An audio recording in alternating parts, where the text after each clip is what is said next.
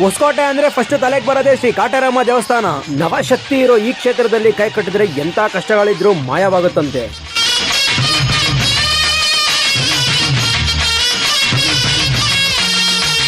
ದೃಷ್ಟಿ ಏನೇ ಆಗಿದ್ರು ಸಹ ಇಲ್ಲಿ ದೃಷ್ಟಿ ತೆಗಿತಾರೆ. ಅಮಾವಾಸ್ಯೆ ದಿನ ಮೆಣಸಿನಕಾಯಿಂದ ಹೋಮ ಮಾಡಿದ್ರು ಸ್ವಲ್ಪನೂ ಘಾಟೆ ಬರೋದಿಲ್ಲ ಇಲ್ಲಿ. ಸರಿ ಸುಮಾರು 350 ವರ್ಷದ ಇತಿಹಾಸ ಇರುವ ಕ್ಷೇತ್ರ.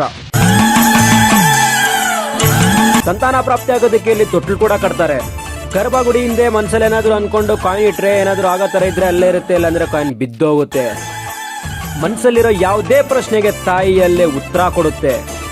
ಉದ್ಯೋಗ ಪ್ರಾಪ್ತಿ ಆದಷ್ಟು ಬೇಗ ಕಲಗುತ್ತಾ ಬಲಕ್ ಕೊಡೋ, ಇನ್ನ ವಿಳಂಬ ಆಗಿ ನಿಧಾನ ಆಗುತ್ತಾ ಹಿಡ್ಕೊಡ್ತಾರೆ.